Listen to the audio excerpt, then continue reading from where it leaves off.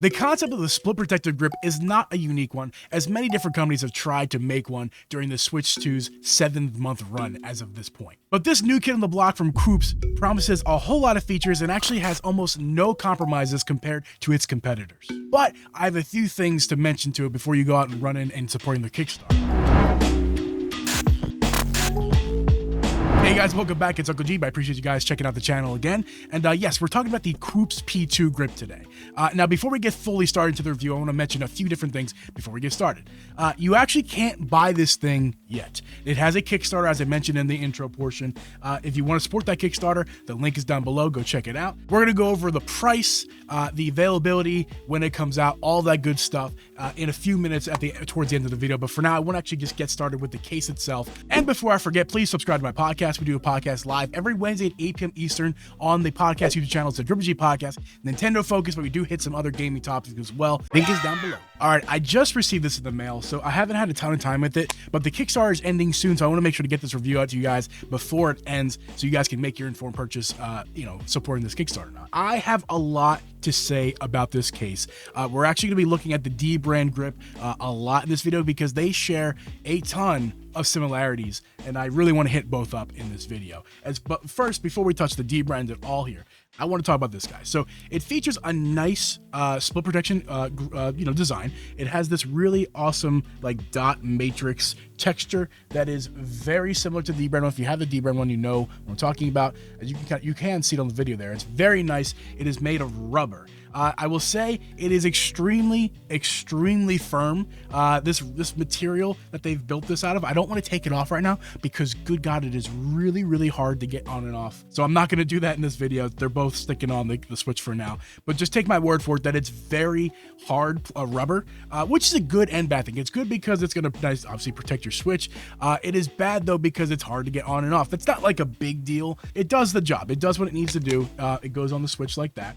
It does feature this back piece. I'll take off the Joy-Cons for now. This back piece is very protective. It covers the whole back of the Switch, and it does remove access to the kickstand, but of course they thought about that and gave you your own little kickstand here. This kickstand works just as well as the Switch 2's kickstand. It doesn't have exactly the same angles. It comes from the top down and not the bottom up like the Switch 2's natively, but it does work just as well. There's no issues with this. I actually think this is one of the best solutions you could come up with one of these style of cases that protects the Switch back but also removes access to the kickstand. This is like the best option instead of just having no kickstand, or like what I just did the Satisfy grip review video. Go check that out if you haven't checked it out yet. The design of that doesn't really bode well for a kickstand. This one just built in its own kickstand. It's made of metal, has a nice hinge system here. If you can see that in the video, the hinges are very nice. The hinges are made of metal with screws bolted on with metal. And like I said, the kickstand itself is metal. The back is plastic, but the kickstand is metal. This is a really nice little device. And yes, like I mentioned in the open, there is that MagSafe ability in the back there. So if you have one of these MagSafe chargers, it will not charge, of course, your Switch without a wire. Connect your wire from your power bank up to the top or bottom port of your Switch, and you have a nice little wireless well, not wireless, just keep things nice and tidy and nice and organized. I think these MagSafe grips are super clutch on the backs of these kinds of cases. It just has a more rugged design with the kickstand and little different indentations to keep its dockability. It's not like it's in your face. I like the fact that it's kind of just nice and basic on the back. Your power button and volume button are both covered so that they're nice and protected. There's open vents up here, obviously, so your Switch doesn't overheat. Don't know what sensor that is, but that sensor is nice and open. Your charge port, headphone jack are wide open, and the cartridge is nice and wide open. There's actually absolutely no issue getting in there. Some of these grips can have a problem when you put the back piece on. This one, no issues at all. The cartridge size, nice and easily accessible in the back. I like that a lot. The grip size themselves, again, I'm going to hold up the Dbrand to show you guys. It is extremely similar to the Dbrand. As you can see, the Dbrand has a little bit more of like a flared pointed edge, where this is more softer and rounded, but the depth of these are almost identical. The texture is almost identical. I mean, you can really see the similarities. They were heavily inspired by this Dbrand grip. I really like it. In fact, I can't tell which one I prefer. If I was going to say which one is better or worse, I don't think I have a preference between the two. I think they both are just as good as each other. Maybe the Dbrand has a slight edge because the materials in this thing, like I said earlier, are just a little bit softer. This is no slouch. This is not hard plastic. This is a nice rubber. It's a hard rubber. It's very nice. A great success. And I did mention the open, and I'll show you again here. It is completely dockable. Now, obviously, this Switch dock is not plugged in at the moment, so you're not going to see it light up and go to the TV or anything like that. But I promise you, I tested it before we started shooting this video, just to make sure it goes in perfectly, nice and smooth. There's no hitch or giddy up. It goes in super nice. I don't see any like bowing happening on the dock itself. They've designed this perfectly, and I mean perfectly, to go right in and be fully dockable. And it's a little tough to get out. I mean, I wouldn't say tough. It's a little weird to get out because you have to like, I'll go from this end. You got to like push up from the back piece here with this lip. You got to push up to get it out. I don't really have any issue with it sticking or anything. Obviously, it does stick if you just pull it out without pushing. I mean, it's a minor complaint. I mean, it doesn't mean anything. Every time I take the Switch out of the dock, I always push on the back here anyway, so it's not a big deal. It works perfectly. If you have any concerns about this thing being dockable, don't. It's perfectly dockable. Let's take a look quickly at what you get in the box. I'm gonna just unbox this really quick. Obviously, it's already unboxed on my table here, but let's just take a look at the contents because it actually is a very nice unboxing experience. You know, I do respect companies that do a good job with their boxing. Nice little piece of paper that you don't need. It does come with this cloth for your money. So here's the Koops like screen cloth to wipe off your screen gunk. That's always nice. Here's a little booklet and pamphlet with a bunch of little things in here. There's a warranty in here, register your product, all that good stuff. That comes in this little packet right here. On the inside, again, as you keep going, there's some foam to protect the grip that's on the inside, but also you have this travel cover, which hopefully I put in the middle of the video and not towards the end. But here's the travel cover.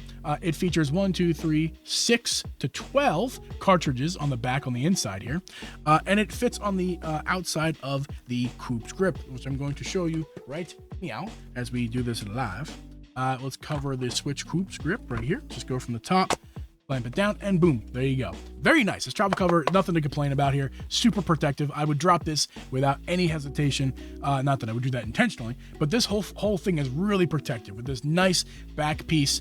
The Joy-Con over here with full bumper protection, as well as full frontal protection, and those 12 cartridges on the inside. This is a really, really nice travel cover. In fact, I might even use this in the future just like this, even though I like something like a zip pouch to bring my Switch in. This is way more compact, and this is like my favorite one that I've seen so far. I've seen JSOX's renditions. I've seen Savage Raven's renditions. Neither of them are better than this one. This is the best one that I've seen. Dbrand, I think, is the best one, but it also costs way more money than this, like a ton more. This is the best travel cover setup that I've seen. This is really highly worth money. Now, unfortunately, I do have some unfortunate news regarding its actual execution of all these features. The first one's going to be the MagSafe in the back. I showed you that it works, right? However, in reality, that was a bit harder of a drop than I was expecting there. But in reality, like you just saw, it is very easy for this MagSafe to come off. Now, it's not my power brick, as I have a MagSafe on the back of my phone, and you can see I can shake this thing really good, and it, you know, doesn't really come off. I also have one of these MagSafe rings on the back of my Dbrand grip that I've added. This is not, of course, stock. And as you can see with one of these MagSafe rings, I'm really giving it the shakes here, and it's not coming up at all. It's not the magnet on the battery itself. It's going to be this magnet on the Koops. It's kind of a missed opportunity. If you look at the inside of this Koops grip, you can see basically what is a MagSafe ring on the inside, and then all that thick layer of plastic is covering it. That is the problem. If you can somehow get that magnet to be on the outside of this case and not the inside, you're gonna fix it completely, because it's gonna be a lot functioning just like how I have this MagSafe on this Dbrand, and it's gonna be super solid. The next thing I have to say about this thing, it's not really a complaint. It's really just more of an observation. It's basically a clone of the Dbrand, not the back piece. This back piece is completely unique and better in every way than the Dbrand, and honestly, it's the best in the market. This back piece alone is worth getting. Even if the MagSafe doesn't work, it's dockable, it's protective and thick. It doesn't have that issue that a lot of them have where they slip off the edge. If you know what I'm talking about, you know what I'm talking about. This one doesn't have that. It's firm on there. Very similar to the Dbrand one, without any adhesive. Dbrand uses adhesive. This one just works. I mean, they really went to town and went all out with the back piece, right? However, the next thing and the final thing I really have to say negative about this thing, it is unfortunately the worst news I could get, I'm going to give you guys the table angle so I'm not breaking my Switch to show you this issue. So if you guys remember, the early days of the Dbrand grip had this issue where if you hold it by one end, it pops off the back and the Joy-Con remains in your hand, but your Switch tablet goes falling to the ground. I have the revised Dbrand grip here with the, so as you can see, it actually has a nice little air gap where the older one did not. And as you can see, I can hold this with one hand. Here's the fingers, right, all on the Joy-Con. And I wouldn't recommend doing this like just for fun. But if you're using your grip, your Switch, you know that sometimes you're just going one-handed. You're not always holding the thing with two hands. Sometimes you go one-handed and you're not like doing this, right? This would fix that. But with the Dbrand, the old issue was it popped off, right? And this new Dbrand, they fixed that issue. They fixed that issue by doing one thing on this revised Dbrand grip. You can see on this end, this little piece right here that goes next to the lip of the Joy-Con, it's just like next to the lip. It's not overlapping the Joy-Con. That air gap that is necessary to keep this physically, with physics, from popping off. The air gap prevents that from popping off, which is a good thing. You don't want it to pop off. Again, that was done by a redesign from Dbrand to remove the lip from going over the side of the Joy-Con, and they also added some reinforcements at the bottom here and at the top. That was the old issue with the Dbrand. Why do I know for a fact this is a clone? Well, because, I wasn't even trying that time, guys. Just the weight of this thing itself, is making this pop off. And I can prove to you that it's really the issue of the design of the Joy-Con itself. Here's the Koops grip on the Dbrand. And I'm going to move this one and break my Switch. Here it is. Falls right off with its own weight. And again, here's the Dbrand grip. We're not coming off. It's the design that they chose to go with, which is a bad thing. If you add space to that gap, that means there's less space in the gap, and it's making it fall off the unit. Here is that side by side. In my left hand, right here, is the Dbrand. In my right hand is the Koops. And as you can see, based on that text that's going on the Joy-Cons, you can see the text is more covered with the Koops one. And on the Dbrand one, the text is completely open air. It's the best way I can show you guys. I don't have fancy camera work to really get in there and really show you. But that's the issue with the Koops and why it is happening. If they can fix it, great. This hasn't gone into production yet. With the Dbrand, they already went in production and shipped to customers with that issue. That was a whole PR nightmare. With Koops, you still have the opportunity to fix it. If you can get your hands on a Dbrand, which I think you already do because you kind of copied it, I think you can kind of make a little adjustment to this Koops grip to make it not do this. Damn it, I wasn't even trying that time. It's a problem. I do feel bad mentioning that because they did send this over early. It's not even a full production yet. If it doesn't meet its Kickstarter goal, it's not going to be put into production. And I don't want you guys to be afraid of this issue because there's plenty of people out there who that doesn't even bother them. The fact that this kind of falls off nice and easily like that where it shouldn't, that doesn't bother a lot of people. My brother is one of them. He has the early version of the Dbrand and his falls off in his hand and that doesn't really bother him very much at all. So I don't want to just like say I'm not recommending this product. However, I have a hard time recommending it in this state where it just falls off so easily. Koops, you'd have a great product here. You've designed the best back piece I've ever seen on one of these products. Minor issue with this MagSafe. You can fix that. I know you can. It's easy. But this, that cannot be. You cannot ship it like this. You have to fix it. All right, here we are on the Koops Kickstarter page, and as you can see, it currently has a goal of $10,000, and it's only raised about $1,800. So I do recommend you guys go and check this out and support them if you can. There are, as of recording, 13 days. Hopefully, it's about 12 or 11 by the time that this video actually gets out as soon as possible. But again, it needs quite a bit of support before it can actually go into production because as you can see down here, this is all or nothing. So if this doesn't get supported, this product doesn't get made. And I really want to see this product made because this back piece alone is worth it. The side grips are an issue, but again, Koops, I think you can kind of make some adjustments before you actually fully ship this out. So let's take a look at the price of this thing, what it's going to be. If you want to support this thing, here's the available tiers. You got the P2 core set, which is not what I have. I have the next one above, but the P2 core set features just the grip itself, as you can see right here. Nothing extra besides the grip. You got the side pieces where the grips, and you have the back piece. That's going to be $39. That's a great deal. That's a really competitive price.